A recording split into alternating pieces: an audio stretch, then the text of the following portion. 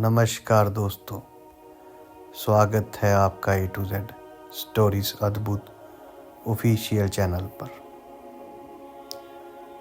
महफूज विला की रोशनी चकाचौंध कर देने वाली थी। रात के बढ़ रहे अंधेरे में जगमगाता वह बंगला शहर की कोई आलीशान अजायबी जैसा प्रतीत हो रहा था। आज की बात और थी। बंगले के साथ आसपास के सारे इलाके को रोशनी से जगमगाया गया था। आखिर क्यों ना होता। सुल्तान की एकमात्र वारसदार जमील का आज निकाह हुआ। पूरे शहर में एक सम्माननीय व्यक्ति माना जाने वाला सुल्तान ने अपने शौक से आर्मी ज्वाइन की थी।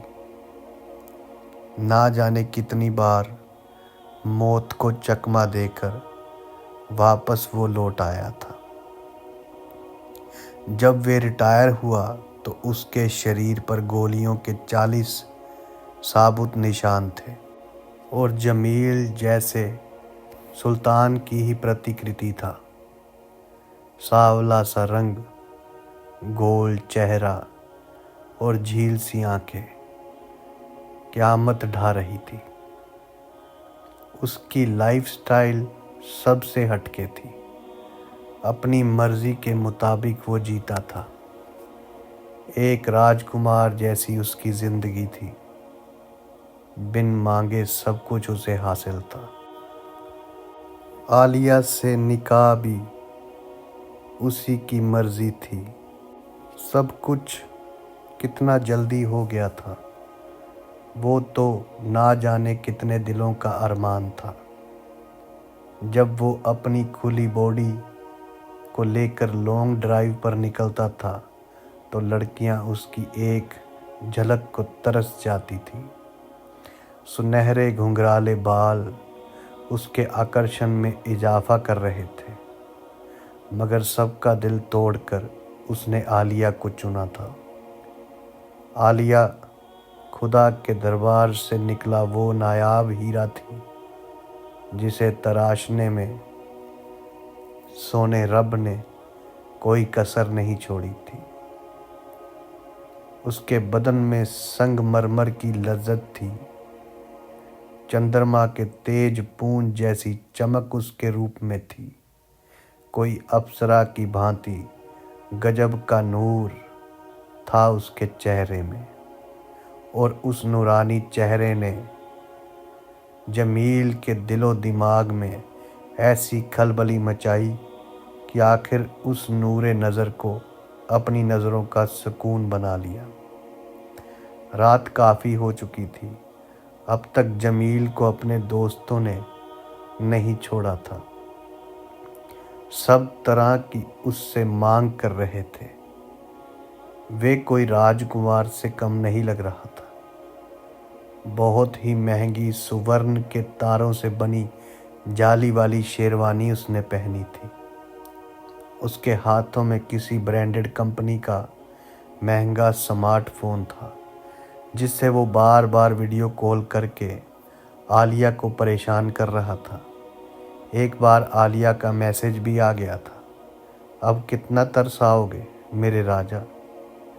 जमील ने रिप्लाई दिया था, बस सब्र से काम लो मेरे दिल की सूखी दरा में बहने वाले झरने। जानते हो ना मैं झरना हूँ और आपने मुझे अपने दिल में बांधा है।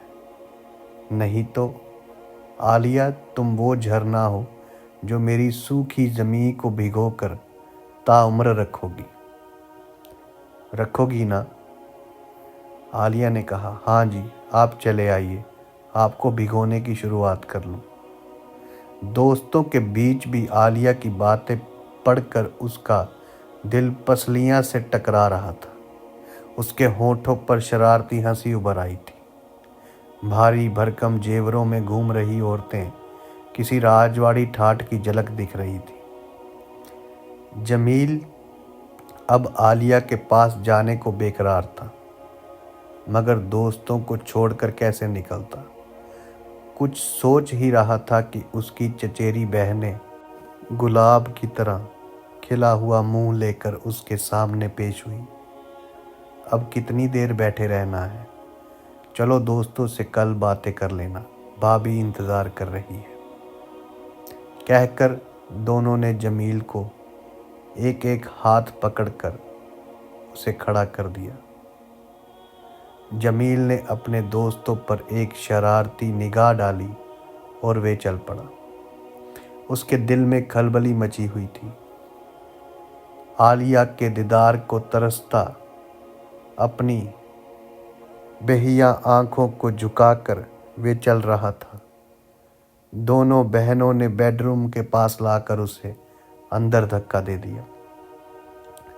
जरा सा लड़खड़ाकर जमील संभाल दरवाज़ा लॉक करके वो बेडरूम में दाखिल हुआ।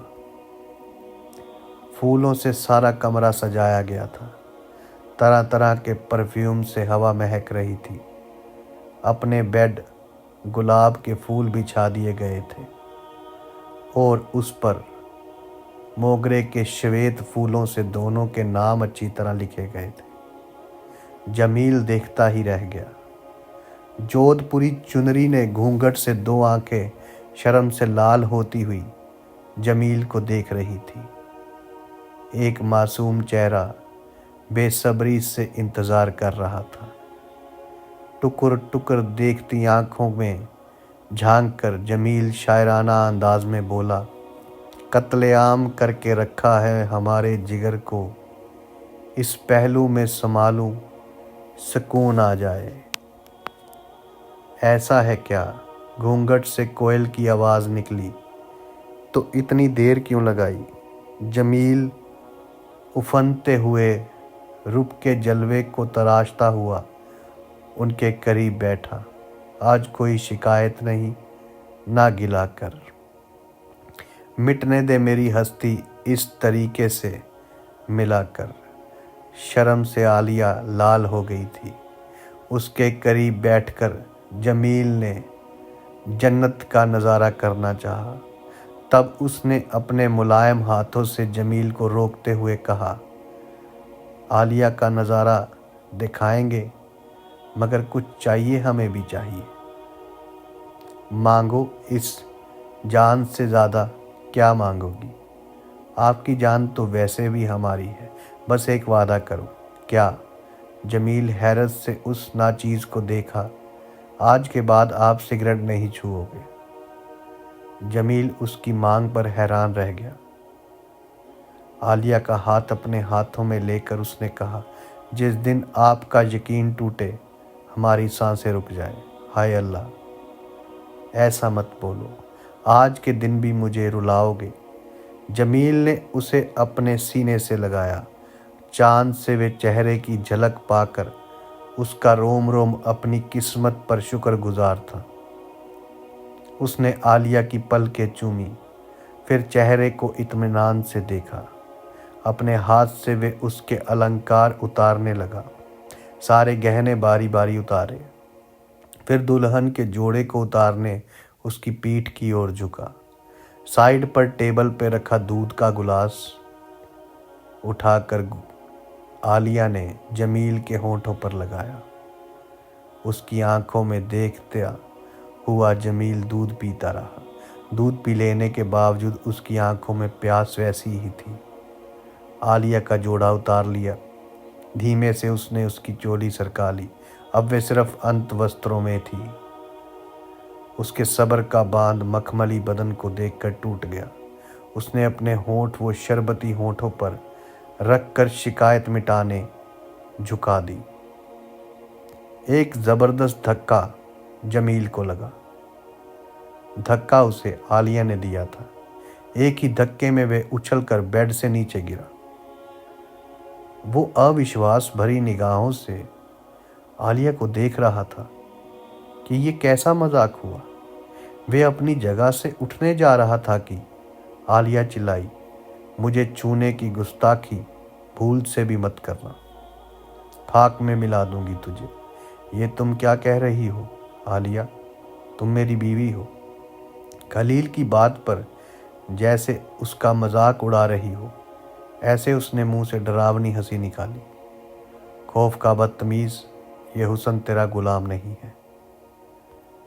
घड़ी भर पहले अपने लिए तड़प उठने वाली आलिया का ये बदला हुआ रुख उसको हैरान कर देने वाला था। तेरे नापाक बदन को मुझसे दूर रख, छूना मत मुझे वरना।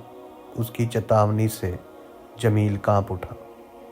आलिया ने धक्का देकर जमील को नीचे पटक दिया था और जमील आलिया में आए आकस्मिक बदलाव से काफ़ी हैरान था। वे समझ नहीं पा रहा था कि अभी कुछ देर पहले तो अपने ख्वाबों की मलिका उससे अपनी जान लुटा रही थी, फिर अचानक उसको क्या हो गया? क्यों उसने ऐसी बात कही कि ये हुस्न तेरा गुलाम नहीं, अपने नापाक जिस्म को मुझसे दूर रख। वे खुलेआम धमकी दे रही थी कि अगर उसको छुआ तो खाक में मिला दूंगी। कुछ तो लोचा था। आलिया कभी ऐसा बोल नहीं सकती, वे तो मेरी जान है, जमील सोच रहा था। कब से वे हुस्न की मलिका जमील के आगोश में सिमट जाने को बेताब थी। अपने यौवन की बेमिसाल दौलत को जमील के कदमों में रख देना चाहती थी। हुस्न के अमृत कुंभ का कतरा कतरा उसकी तृप्ति के लिए न्यौछावर कर देना चाहती थी, मगर ऐसा हुआ नहीं। जमील भुचक्का सा रह गया था। वे डरते डरते फूलों से सजी हुई बेड पर बैठा। अरे तुम मुझसे इतनी दूर क्यों बैठे हो? अचानक आलिया का रुख पलटा। अब किस बात की देरी है? शर्म आ रही है आपको? अभी कुछ देर पहले तो शायराना अंदाज में मुझे अपने आगोश में भर लेना चाहते थे। मेरी रुसवाई तो आपसे पल भर भी सही नहीं गई। अब आ भी जाओ, इन नशीली आंखों में खो जाओ। एक खुला हुआ रूप कयामत ढा रहा है और आप हैं कि ये शरबती होंठों के जाम पिए बगैर बुत बनकर बैठे हो। आलिया जमील को फिर से खुला आवाहन दे रही थी, मगर कुछ देर पहले जो जलवा जमील ने देखा था, वह हरकत दोबारा होने की संभावना को नज़रअंदाज ना करते हुए जमील घबरा रहा था। उसका गोरा भरा भरा बदन जमील के मन को जला रहा था। कितना बदनसीब था उस वक्त। एक और शबाबे हुस्न जमील की रूह से मिल जाने को तैयार था। जमील उस उफनते जलवे को छूने से घबरा रहा था। क्या हुआ है? जमील को लगा जैसे आलिया को कुछ पता ही नहीं था। उसने जो हरकत की थी उससे वो बेखबर थी। फिलहाल वो आलिया को कुछ कहने भी नहीं चाहता था, इसलिए उसने आलिया को सिर्फ इतना कहा, आज मेरी तबीयत ठीक नहीं है बेबी। जाओ, आज का दिन आपको बख्श दिया, मगर कल आपको नहीं छोड़ेंगे। 2 दिन का इकट्ठा मज़ा लूट लेंगे। जमील की बात सुनकर आलिया का चेहरा फीका पड़ गया था। अब अचानक मेरी जान को क्या हुआ? मेरे जिस्म में आग लगाकर पलटी मार ली। मार डालोगे मुझे मेरी जान, ऐसे तड़पा तड़पा कर। पर ठीक है, आपकी तबीयत नादुरुस्त है तो आराम करो। वैसे भी आलिया अब सिर्फ आपकी है, जब चाहो आप अपनी ज़िंदगी महका सकते हो। उसने जमील के तेजोमय चेहरे को चूमा। जमील विवश होकर उस गुलाबी मखमली अंग की मलिका को देखता रहा।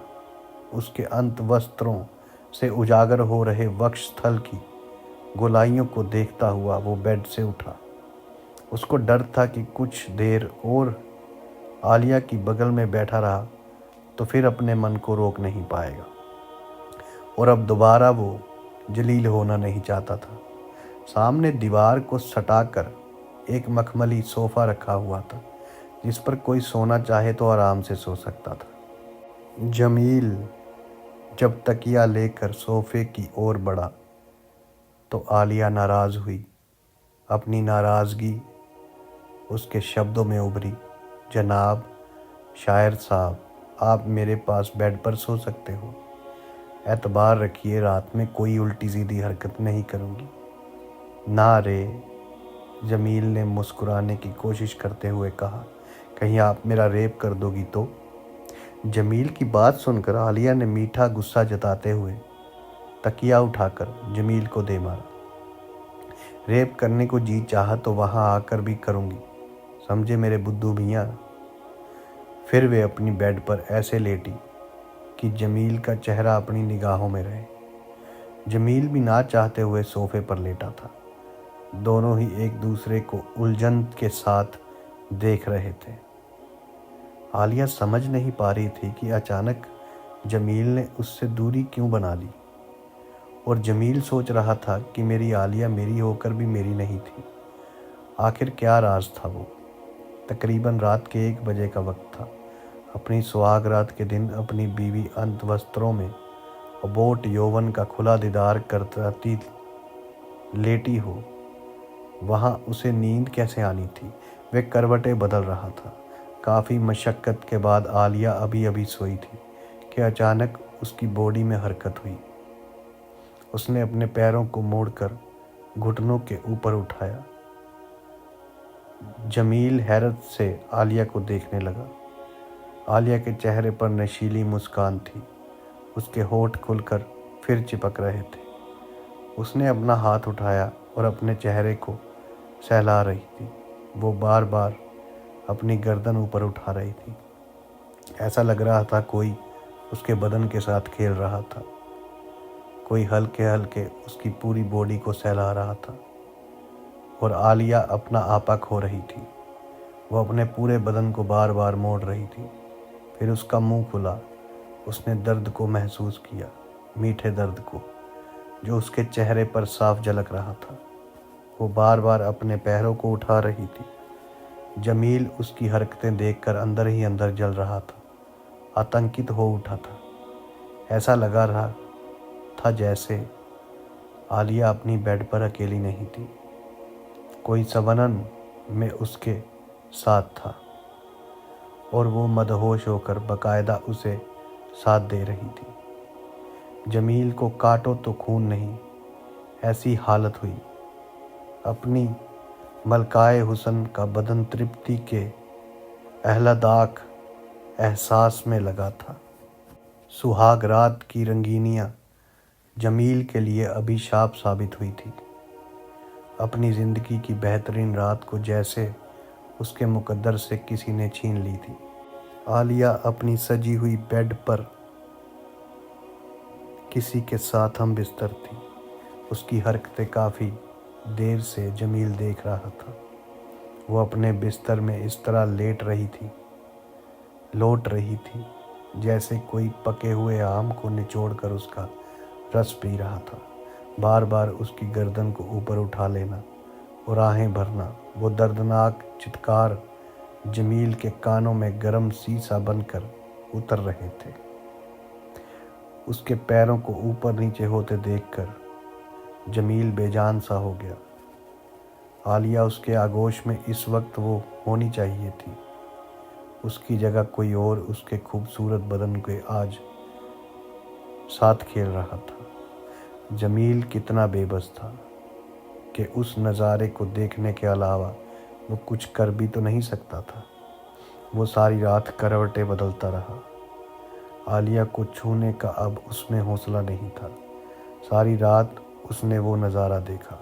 गजब की बात थी, न आलिया थकी थी, न उससे रात भर खेलने वाला। जमील रात भर नहीं सोया। जब सुबह 4 बजे आलिया थक कर चूर हो गई, अपने बदन को ढीला छोड़कर चेहरे पर परम तृप्ति और दर्द मिश्रित भाव लिए आलिया इत्मीनान से अनजान बनकर सोई थी। शायद उसको भी पता नहीं था कि उसके सारे ख्वाब उसकी ज़िंदगी में आई बेहतरीन रात ने छीन लिए थे। एक ही रात में उसने अपने जिगर के टुकड़े को कोसों दूर कर दिया था। उससे ये अनजाने में ही हुआ, मगर बहुत तकलीफ़ हुई थी जमील को। तब जमील ने हिम्मत जुटाई। सोफे पर सोकर उसका बदन दर्द करने लगा था। वो आहिस्ता से उठा। कमरे में हल्की सी रोशनी मौजूद थी। जमील और आलिया के लिए सजाई गई बेड पर कुचले गए फूल जैसे जमील के बिखरे अरमानों की तरह तीतर बीतर हुए पड़े थे। अपनी बेड के करीब पहुंचकर वे आलिया को टकटकी लगाए देख रहा था। उसके दोनों पैर जोड़े हुए पड़े थे। उसकी ब्रा खुली हुई होने में स्तनों की गोलाइयाँ बाहर झांक रही थी। उसकी खून से सनी पैंटी देखकर जमील की आंखें फटी की फटी रह गई। जमील के उस पर रहम आ गया। जमील को उस पर रहम आ गया। कितनी बेरहमी और बारबरता बरती गई थी उसके साथ। बेइंतहा मोहब्बत थी उसे जमील से, और वो मोहब्बत की वजह से ही जमील अपनी भीगी हुई पलकें लिए जैसे अपने आप से नज़रें चुरा रहा था। उसे अपने सीने से लगाकर चीखना चाहता था। आज अपनी ही नज़रों में वो जैसे गिर गया था। अपनी आलिया के खुले बदन को लिबास पहनाने वो उसके कंधे की ओर झुका। उसके भीगे गालों पर अपने हाथ फेर कर जमील सहलाने लगा। वो सुकून से परिपूर्ण एहसास के साथ भरी नींद में थी। उसकी पलकों पर अपने होंठ रखने के लिए जमील थोड़ा ऊपर उठा कि अचानक उसकी गोल बड़ी बड़ी आंखें खुल गईं।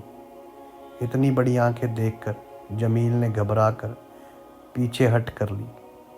वो अपनी जगह पर बिना हाथ के सहारे ऐसे उठकर बैठी जैसे किसी ने उसकी पीठ पीछे से धक्का लगाकर बिठा दिया ना हो। जमील को घूरते हुए उसने मुंह से बोला, फूटे, पाबंदी लगा कर रखता हूँ मैं अपने नजराने पर। ये आलिया भी मेरी, ये जलवा भी मेरा, क्या मतलब। अपने ही अंदाज में आलिया को सुनना जमील के लिए हैरान कर देने वाली बात थी। तो इतना नादान नहीं कि हर बात का मैं जिक्र करूं। गैर की अमानत को छूने की गुस्ताखी ना किया कर। गैर की अमानत। जमील आलिया की आंखों में देख रहा था। ये बोलने का तरीका आलिया का बिल्कुल नहीं था। सारा लहजा ही अलग था। जमील के सवाल पर वो हंसने लगी। उसकी हंसी बढ़ती रही। जमील भौचक्का सा उसे देख रहा था। इतना सब कुछ देखने के बाद भी तू मुझसे सवाल पूछता है तो सुन। आलिया तेरी नहीं मेरी खातून है। मैं उसके साथ था और मेरा निकाह हो गया है तुम्हारे साथ साथ इससे। जमील का चेहरा खौफजदा हो गया। उसने आलिया की बड़ी बड़ी आंखों के सामने डटे रहकर पूछा, मैं जान सकता हूँ कि आप हजरत कौन हैं? जिन्नात हूँ बुजदिल, तू अपनी औकात में रहने। याद रखना आलिया अब एक जिन्नात की दुल्हन है, जिन्नात की दुल्हन। जमील देखता ही रह गया। वो कमर लचकाती हुई उठकर स्नान घर में घुस गई। उसकी तिरछी नज़रें जानलेवा थी। जमील इस वक्त काफ़ी परेशान था। आलिया उसके होश उड़ाकर स्नान घर में चली गई थी। जमील शयन कक्ष में अपनी लाचार निगाहों से कमरे को देख रहा था। अपने शयन कक्ष को उसने खुद दिलचस्पी से लेकर तैयार करवाया था। दीवारों का रंग आकर्षक और हल्का गुलाबी ये सोच कर रखा था कि मन में शांति बनी रहेगी और परिवार में किसी तरह का विवाद नहीं होगा। बेड पर एक बड़ा गद्दा बिछाया गया था जिससे पति पत्नी के मध्य एकता एवं संयमजस बना रहेगा। दोनों के बीच प्यार बना रहे ये सोचकर लव बर्ड्स और मैड्रीन डक्स की तस्वीरें अपने शयन कक्ष में जमील ने लगवाई थी। शयन कक्ष की दीवारें, पर्दे व आंतरिक साज सजा सभी गुलाबी रंग से रंगी थी जिससे मन प्रफुल्लित रहता है। गोपनीयता शयन कक्ष का विशेष गुण है। अंत इसे आंतरिक एवं व्यवधानों से मुक्त रखा गया था। इस कक्ष में ड्रेसिंग टेबल पूर्व दिशा में रखा गया था। शयन कक्ष में वस्त्रों को रखने के लिए अलमारी थी। अलमारी का मुख उत्तर दिशा में था। जमील का मानना था कि जिस अलमारी में कीमती आभूषण व नकदी आदि रखी जाए उसके दरवाजे उत्तर की ओर ही खुले तो बेहतर होता है। लेकिन सब कुछ आज उसकी सोच के विपरीत हुआ था। उसकी सारी उम्मीदें तार तार हो गई थी। अपने आशियाने को जिस अरमानों से उसने सजाया था वो सारे अरमा बिखर चुके थे और इस वक्त कमरे में मौजूद था दम घुटने वाला सन्नाटा। दीवारें चीख रही थी, पर्दों की सरसराहट कमरे में किसी की मौजूदगी का एहसास दिला रही थी। जमील ने कभी सोचा नहीं था कि उसकी ज़िंदगी में ऐसा तूफान भी आएगा जो उसने आलिया के साथ में संजोए ख्वाबों को राख में तब्दील कर देगा। उसने मसूरी और नैनीताल की 5 स्टार होटलें अपने हनीमून के लिए बुक करवाई थी। टिकटें कन्फर्म थी। क्या क्या नहीं सोचा था उसने। ज़िंदगी के इन हसीन लम्हों को वो इस तरह जीना चाहता था कि वो पल अपनी ज़िंदगी में आलिया और वो खुद ताउम्र ना भूले। पर कुदरत को शायद ये मंजूर नहीं था। जमील ध्यान से इस वक्त स्नान घर के डोर को देख रहा था। शावर बाथ ले रही आलिया इस वक्त पानी की बौछार से काफ़ी देर से जैसे खेल रही थी। पानी की बौछार की आवाज़ जमील के जहन में आग लगा रही थी।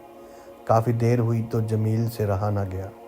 वो कैसे उसके लिए बेफिक्र हो जाता, जबकि इस वक्त आलिया को उसकी ज़रूरत थी। धीरे धीरे बिना आहट किए वो स्नान घर की ओर बढ़ा। उसकी धड़कनें तेज हो गई थी। धील धाड़ धाड़ करके पसलियों से टकरा रहा था। वे परवरदिगार से यही दुआ मांग रहा था कि आलिया का कोई और रूप दिखने को ना मिले तो अच्छा है। जमील जिन्नात से काफ़ी हद तक डर गया था। वे कुछ भी कर सकता है क्योंकि आलिया उसके कब्ज़े में थी। उसके कहे अनुसार वो आलिया से शादी करके आया था और जमील ने बहुत बुज़ुर्गों से सुना था कि जब कोई मुवक्किल किसी खूबसूरत औरत के शरीर में रहकर साथ साथ शादी के बंधन में बन जाता है तो फिर उस औरत के शरीर में से उसे निकालना नामुमकिन हो जाता है। वे स्नान घर के डोर पर खड़ा था। इस वक्त उसने डोर को हल्का सा धक्का दिया। डोर खुला। उसकी आलिया बाथ टब में मुंडी झुकाए पड़ी थी। टब में पानी उस पर बौछार बनकर गिर रहा था। उसका गोरा बदन भीगने का मज़ा लेकर फ्रिज हुए अकड़ कर पड़ा था। जमील उसे देखकर टूट सा गया। उसने तेजी से उसे गीले निर्वस्त्र बदन को उठाया और शयन कक्ष में बेड पर ले आया। उसकी सांसें चल रही थी मगर वो बेहोश थी। जमील टॉवल से उसका बदन पोंछने लगा। जमील ने देखा कि उसके उन्नत वक्षस्थल पर जगह जगह लाल धब्बे हुए गए थे। उसके होंठ भी अधिक मात्रा में सूजे हुए थे, जैसे उसके होंठों को बार बार दांतों से काटा गया था। आलिया के सारे बदन का यही हाल था। आलिया को इस बात की भनक ना लगे ये सोचकर जमील अलमारी से उसके लिए येलो कलर का ड्रेस निकाला। साथ साथ आलिया को अति पसंद नीली टाइट जीन्स ली और आलिया को फटाफट पहनाने लगा। तेजी से उसने ड्रेस पहनाया, फिर जीन्स पहनाने लगा। तभी वो कराहने लगी, कहाँ हो आप? उसके होंठों से दर्द भरी आवाज़ निकली, मुझे छोड़कर कहीं मत जाओ, मुझे बहुत डर लग रहा है। जमील, बीबी मैं यहीं हूँ तुम्हारे पास, घबराओ मत। उसने पलकें उठाई। उसकी आंखों में बहुत थकान थी, बदन टूट रहा था। उसने जमील को ध्यान से देखा। ये उसकी जीन्स चढ़ा रहा था। फिर उसने चौंक कर अपने कपड़ों पर नज़र डाली। जमील ने, ये आपने क्या किया? रात को दर्द का बहाना करके सोफे पर सोए और मुझे नींद आ गई तो आपने मुझ पर रेप किया। मेरा सारा बदन टूट रहा है, थोड़ी रहम बरतनी चाहिए थी मुझ पर। मेरी गहरी नींद का आपने क्या जमकर फ़ायदा उठाया? जमील क्या बोलता, उसकी ज़बान तालू से जा चिपकी थी। उसने जो आरोप लगाया उसको चुप रहकर कबूल करना उसकी मजबूरी थी। आप जाओ यहाँ से, हमें अकेले छोड़ दो। Leave me alone please. Jamil तिलमिलाकर अपने शयन कक्ष से बाहर निकला। ज़िंदगी ने क्या खूब तजुर्बे दिए, अपनी ही लाश अपने कंधे उठाई हमने। जमील के दिल से जैसे पिघलता हुआ दर्द अल्फाज बनकर दिमाग को टटोलने लगा था। अपनी परछाई तुझको धोखा दे गई, जिसे तू अपनी किस्मत समझ रहा था। जमील का दिल भी जैसे उससे बगावत पर उतर आया था। भीतर उठे जंजवात को दबोच कर जमील बाहर निकला। अब्बा के रूम के स्नान घर में घुसकर जमील ने स्नान किया। दबे पांव वहाँ से निकल रहा था तो सुल्तान ने उसे देख लिया। बरखुरदार, सब ठीक तो है ना? ऐसे बिल्ली की तरह क्यों भाग रहे हो? अब्बू ने पकड़ लिया तो बिना हड़बड़ाए पहले से रेडी उतर जमील ने सलाम करते हुए दिया। अस्सलामुअलैकुम अब्बा जान। वालेकुम अस्सलाम। वो उधर आलिया बात ले रही थी तो मैंने सोचा मैं भी अब्बू के कमरे का उपयोग करके रेडी हो जाता हूँ। ठीक है, पर हम तुम्हारी जगह होते तो अपनी पत्नी के साथ ही बात लेते, कहकर सुल्तान हंसने लगा। जमील शर्म से झिप गया। अच्छा था कि अम्मी जान बाहर थी, वरना अब्बू की ज़रूर टांग खींचती। इधर आओ बेटे। सुल्तान ने एक अच्छे दोस्त की तरह जमील को अपने पास बुलाया। जी कहिए अब्बू जान। जमील अब्बा के बगल में बैठ गया। अपने चेहरे पर खोखली मुस्कान का मुखौटा चढ़ाकर श्वेत पठानी कपड़ों में वो काफ़ी आकर्षक लग रहा था। चेहरे पर खुदा का नूर उतरा था। देखो बेटे, सुल्तान ने जमील के कंधे पर हाथ रखते हुए कहा, मैं जानता हूँ तुम आलिया को पहले से ही बेइंतहा मोहब्बत करते हो, और सबसे बड़ा सच भी यही है। अपना दिल जिससे जितनी मोहब्बत ज़्यादा करता है, फिर कभी बात बिगड़ती है तो बुरा भी उतना ज़्यादा लगता है। गुस्सा, द्वेष, ईर्ष्या, नफ़रत सब कुछ प्रेम की अतिरिक्तता है। मोहब्बत करते हो इसलिए एक दूसरे का ख्याल रखना। अभी उसको तुम्हारी ज़रूरत है। ये समय ऐसा है कि जितना ज़्यादा एक दूसरे को संभालोगे, आने वाले तुम्हारे सुनहरे भविष्य के लिए यही लम्हे अहम साबित होने वाले हैं। जी अब्बा हजूर। वो अब्बा के गले लिपट गया। अपनी आंखों से जो बांध टूटने को तैयार था, उसे काफ़ी मशक्क़त से जमील ने रोक रखा था। कैसे बताता वो अब्बा को कि बात क्या थी। कितने खुश थे परिवार के सारे सदस्य, अब्बू, अम्मी जान, चाचा, चाची और चचेरी बहनें, दुआ आलमीन। हर कोई उसकी शादी के माहौल से अभिभूत था। घर में बहू रानी की मौजूदगी से फ़िलहाल सबके चेहरे खिले हुए थे। वो किसी को इस वक्त अपनी ज़िंदगी की कड़वी सच्चाई के जलजले से अवगत नहीं कराना चाहता था। सुल्तान की पारखू नज़र ने ये ताड़ लिया था कि कोई तो बात दोनों के बीच ऐसी ज़रूर हुई है जिसके चलते जमील का चेहरा उतरा हुआ लग रहा है। भले ही ना कहे, उसका बापू हो, बिन कहे सब समझ जाता। फिर सुल्तान ने जमील की पीठ पर हाथ रखते हुए कहा, मेरे बच्चे, सच्ची मोहब्बत हर किसी को नसीब नहीं होती, और जिसे नसीब होती है उसे उसकी कदर नहीं होती। आप जाएं और बहू को अपना फार्म हाउस दिखा कर आओ। तब तक मैं आपको एक और सरप्राइज़ देने वाला हूँ। जी अब्बा, कहकर जमील उनके कमरे में अपना मुंह छुपाता हुआ बाहर निकल गया। सुल्तान अपने बेटे की हालत देखकर काफ़ी परेशान हो उठा था। पता नहीं क्या बात थी जो वो बताने में हिचकिचा रहा था। उसका पता लगाना पड़ेगा। वो बात उसे अंदर ही अंदर खाए जा रही है। कुछ मेहमान थे जो सोए हुए थे। जमील चुपचाप अपने कमरे में वापस घुस गया। कमरे में डरते डरते उसने कदम रखा। उसे डर था कहीं फिर आलिया भड़क गई तो।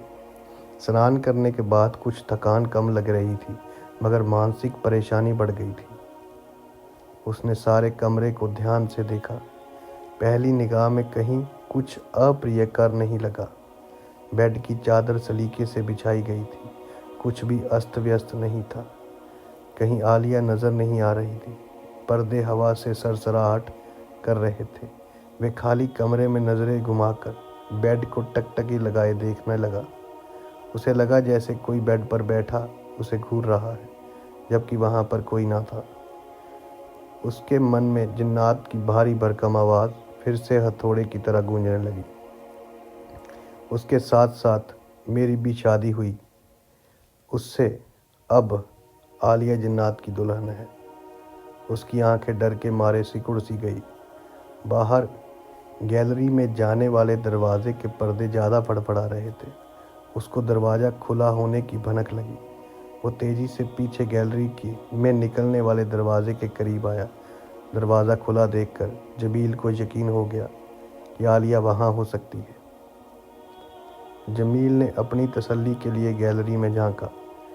श्वेत ड्रेस पहनकर आलिया खड़ी थी। उसके खुले सुनहरे बाल हवा से उछलकर बार बार चांद को ढकने की कोशिश कर रहे थे और वह बार बार बालों को संभाल रही थी। वाइट ड्रेस में वे काफ़ी खूबसूरत लग रही थी। हवा का रुख इधर होने से उसके कपड़ों में लगे तरह तरह के इत्र की खुशबू आ रही थी।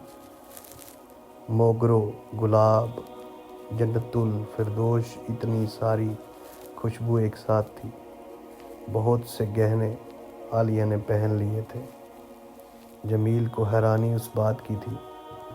सुबह उसने अपने हाथों से आलिया को जीन्स पर पीला ड्रेस पहनाया था। मतलब साफ था कि उसने जानबूझकर जमील पर रेप का आरोप लगाकर बाहर भगा देने के बाद बदल दिया होगा। जमील उसे चुपचाप पीछे से देख रहा था और उसकी नज़रें टिकी हुई थी दूर दूर हरी भरी पहाड़ियों पर बने एक पुराने खंडर जैसे महल पर। उसने पीछे देखा और पीछे देखे बगैर ही जमील से कहा, आओ जमील, देखो ना वो हरी भरी वादियों में खंडहर का नज़ारा कितना खूबसूरत है। सुबह की कटुता मन में नहीं थी। ये देखकर जमील को अच्छा लगा। वो आलिया की बगल में खड़े होकर वे खूबसूरत नज़ारे को देखने लगा। वाकई ही वो जगह सुंदर थी। हरियाली में पर्वतों के बीच धुएं की तरह बादल मंडराने लगे। हाँ, बहुत सुंदर है, आपकी तरह मैडम जी। आलिया से डर जाने के बाद पहली बार वो उनसे खुलकर बात कर रहा था।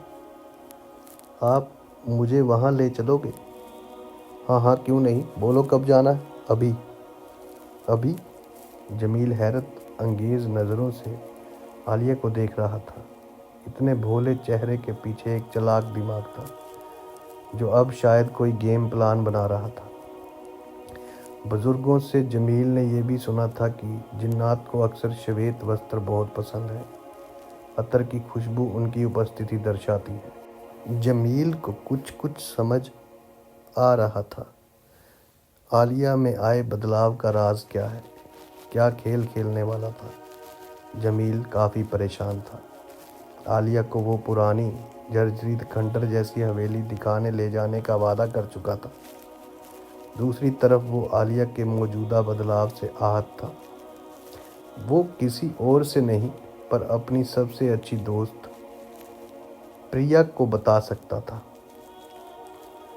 वही कुछ इसका हल ढूंढेगी। ये सोचकर जमील ने कुछ भी बहाना करके प्रिया से मिलना ठीक समझा।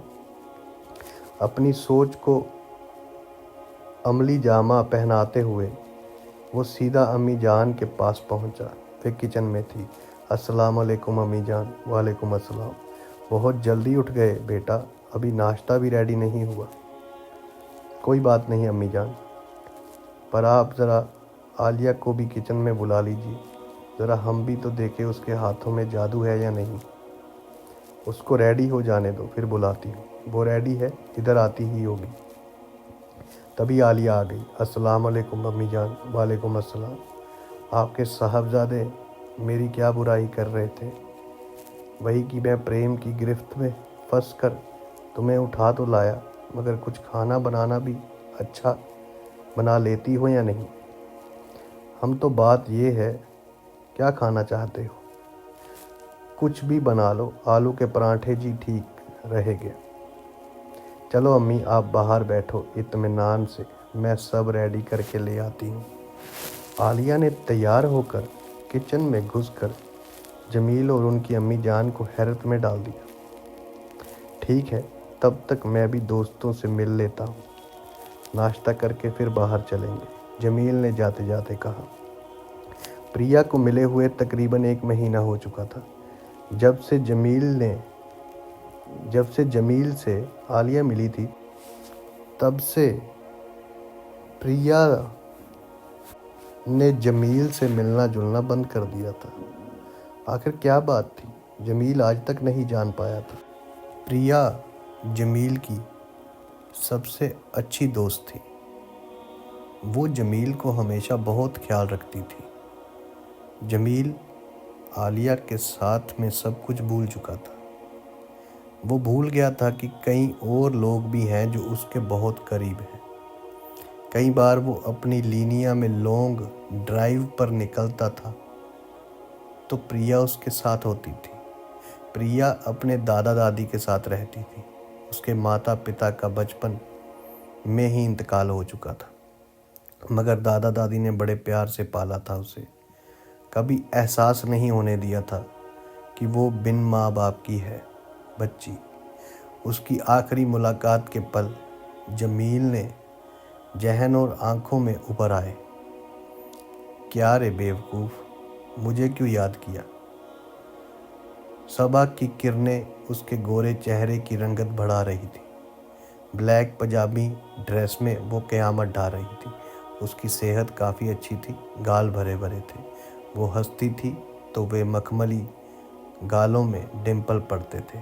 उसकी हड़पची पर चर्बी की वजह से दाढ़ी नीचे का हिस्सा काफ़ी भारी लग रहा था।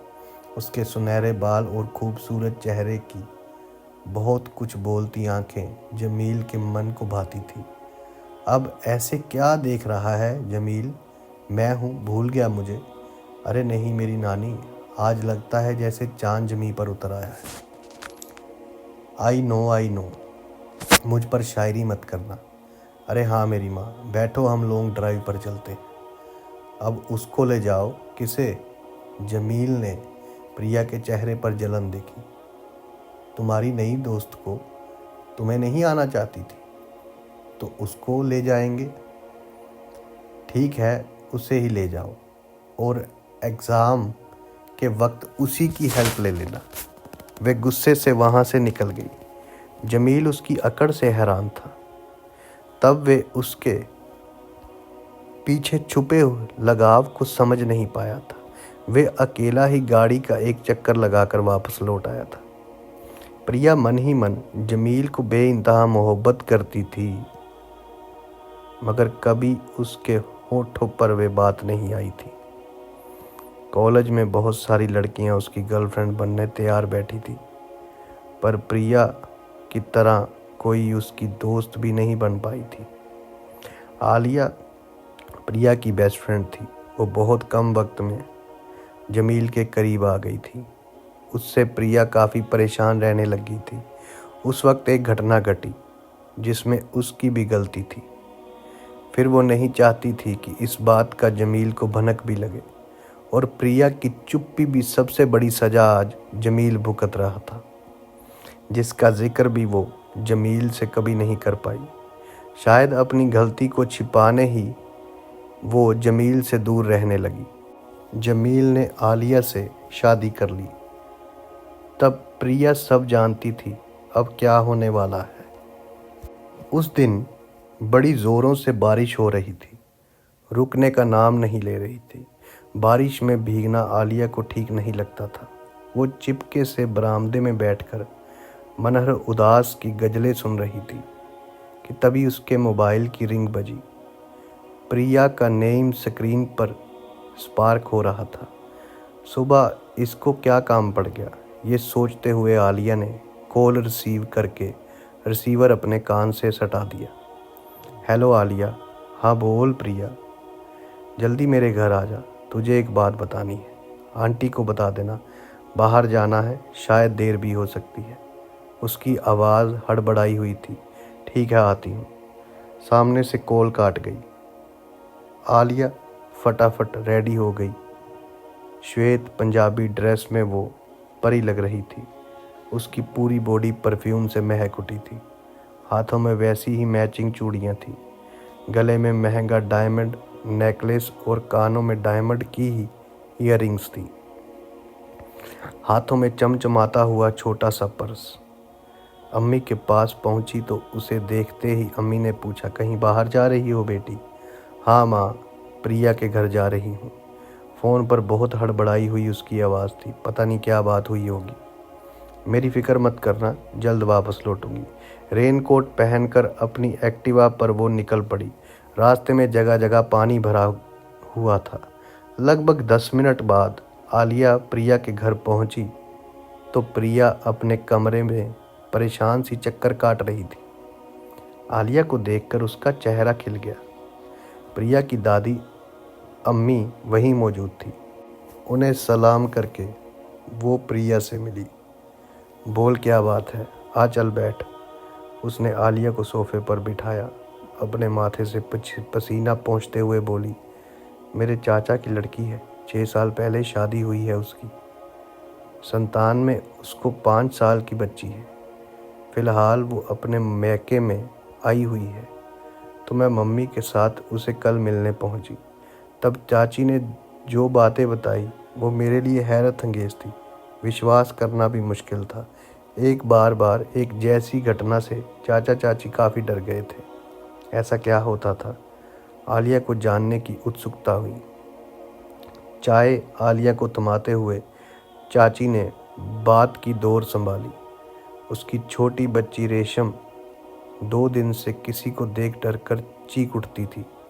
रोती हुई अपना चेहरा छुपा लेती थी।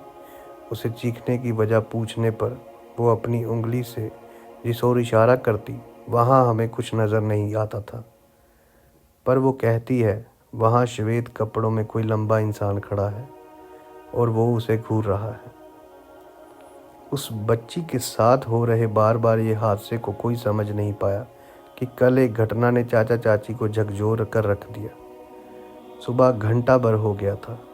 बच्ची चाची के पास थी, मगर काफ़ी देर से उसकी माँ नज़र नहीं आ रही थी।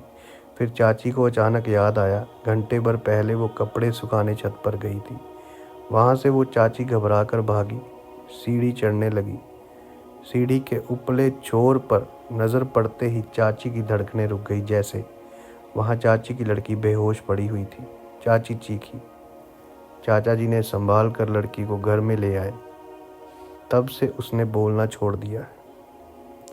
किसी को भी जैसे पहचानती ना हो, ऐसे टुकर टुकर देखती रहती है वो सबको। आज उसे जलाली बाबा की मज़ार पर ले जाना है।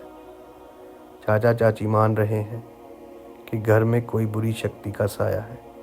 चाची ने अपनी बात ख़त्म की। आलिया को अब भी इस बात पर यकीन नहीं था कि कोई बुरी शक्ति ऐसे परेशान कर सकती है। कब ले जाना है उसे दरगाह पर? आलिया पूरा माजरा जानना चाहती थी। बस तुझे साथ लेना था, मैं तैयार हूँ, चलो। संभल कर जाना बेटी, प्रिया की दादी अम्मी ने दोनों के पीछे लपकते हुए कहा। आलिया की एक्टिवा पर दोनों चाची के घर की ओर निकल पड़ी। तब आलिया को पता नहीं था कि उसका इतना सज संवर कर निकलना उसे कितने बड़े खतरे में डालने वाला था। प्रिया ने फ़ोन कर चाची को बता दिया था कि हम आ रहे हैं। चाचा चाची लड़की को गाड़ी में लेकर तैयार बैठे थे। प्रिया और आलिया जैसे ही वहां पहुंची कि फटाफट एक्टिवा खड़ी कर उनके साथ दोनों बैठ गई। लड़की चुप बैठी थी।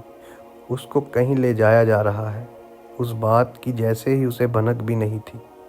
सब बाबा की मज़ार पर पहुँचे। सब ने वुज़ू बनाया और फिर चाची लड़की को लेकर मज़ार के इर्द गिर्द 7 चक्कर घुमाने लगी। उसके हाथों से छल्ला धागा मज़ार की जाली पर बंधवाया। फिर जब उसे वुज़ू के हौज से कोने कोने से उसको पानी पिलाया तो वो चीख उठी, मार डाला रे मुझे, मार डाला। उसके हलक से जैसे मर्दानी आवाज़ निकली, कौन लाया मुझे यहाँ, किसने मुझे यहाँ लाकर बांधा? प्रिया आलिया के कान में फुसफुसाई, तुझे भूत प्रेत जिन्नात पर यकीन नहीं है ना, इसलिए तुझे मैं साथ लाई। लड़की में अभी असर मौजूद है, अपने फ़ोन से शूट कर ले। पूरा माजरा घर जाकर सबको दिखाना। आलिया को प्रिया की बात सही लगी। लड़की चीख रही थी, चिल्ला रही थी। आलिया ने अपने फ़ोन से वीडियो रिकॉर्डिंग शुरू किया। वे लड़की बड़ी बड़ी आंखें निकाल रही थी, सबको खुली धमकी दे रही थी, मुझे यहाँ लाकर बांधने वालों को मैं बख्शूंगा नहीं, हलक से ज़ुबान निकाल लूँगा। उसकी बड़ी बड़ी आंखें देखकर प्रिया डर रही थी। आलिया के लिए तमाशा हैरान कर देने वाला था। लड़की के शरीर में जिन्नात हावी था। उसका मतलब यही था कि छोटी बच्ची को जो शख्स नज़र आ रहा था वे जिन्नात ही था। ये बात साफ हो गई थी। उसने अपनी गर्दन हिला हिला कर बचाओ बचाओ मुझे, बचाओ मत जलाओ, जाने दो मुझे, छोड़ो मुझे, ऐसे बचने की गुहार लगाई। लगभग आधे घंटे तक उसने हाजिरी भरी।